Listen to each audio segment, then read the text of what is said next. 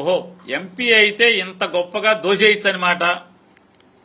దేన్ని వదలకుండా రోజు రేషన్ బియ్యం మీద నెలకు 1.5 పెద్దిరెడ్డిని పెట్టుకుని చేసుకోవచ్చు. ఏదో రావు అనుకుంటా, చివరి రెడ్డి అంటే రెడ్డి అనుకుంటారు, ఇంటి పేరు రెడ్డి. ఎప్పుడు ఆఫీసులో ఉంటాడు, మీరు వెళ్తే తెలుస్తుంది.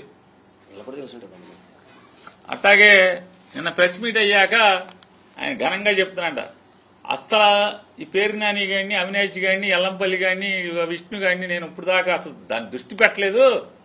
అసలు ఈ ఉత్సవాలు అయిపోయి, రేపు ఈ గొల్లపూడిలో ఉత్సవాలు అయిపోయి, అసలు ఇలా సంగతి తేల్చాను. ఏంటి నువ్వు తేల్చే?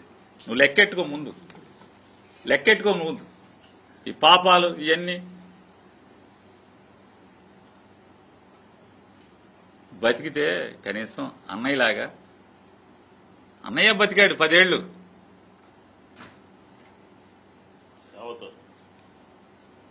గర్వంగా 10 ఏళ్లు పదవి గర్వంగా చేశాడు. ఎంపీ అంటే గర్వంగా, హుందాగా, శత్రువులు ఈర్షిపడేట్టు, ఎంపటి తిరిగేవాడు కాలు రగరేసుకున్నట్టు బతికాడు 10 ఏళ్లు. దేనికి ఉపయోగం? ఎవరికి ఉపయోగం? ఖచ్చితంగా మీ 7 ఎమ్మెల్యేలు నీకు వచ్చేసారి సీట్ ఇవ్వనివ్వరో ఎట్టి పరిస్థితిలో. అయితే మాకన్నా ఆపండి, లేకపోతే ఆడికన్నా ఆపండి అని చెప్తారు. ఖచ్చితంగా జరగబోయేది అదే. వాళ్ళు తేల్చుకోవాలి, మన కంచం ఫ్రెండో మంచం ఫ్రెండో ఈ 7 ఆపుకోవాలా, నిన్ను ఆపుకోవాలా తేల్చుకోవాలి. సరే ఒకవేళ వీళ్ళు ఆపారనుకో, మన కంచం ఫ్రెండ్, మనకేంటి?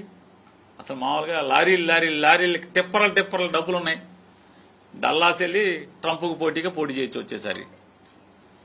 అంత సొమ్ము సంపాదించావు కదా సంవత్సరంలోనే, ట్రంప్ మీద పోటీ చేయొచ్చు. డల్లాస్ లో మనకి ఆస్తులు కూడా ఉండుంటాయి ఈ పాటికి. వెళ్ళి అక్కడ ఓటు చేర్చుకుని జాగ్రత్తగా. ఇప్పుడు ట్రంప్ కొత్తగా పెట్టాడు, నీకే సౌలభ్యం, 42 కోట్లు కడితే సిటిజన్షిప్ ఇచ్చేస్తా అంటున్నాడు.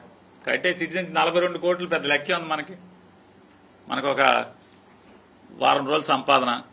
ఆ 42 కోట్లు కట్టేసేసి సిటిజన్షిప్ తెచ్చుకుని ట్రంప్ మీద పోటీ చేసేస్తే అంత స్తోమత సత్తా ఉంది.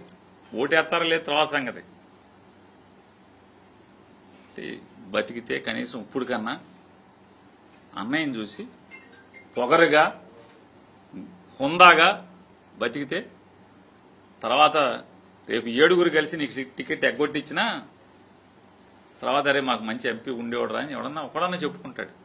కనీసం మీ ఆఫీసులో గుమస్తాలో లేకపోతే టీ ఎంపీ ఇచ్చేవాడో వాళ్ళన్నా చెప్పుకుంటారు. పోనీ మా పాత వెళ్ళిపోయిన ఎంపీ బానే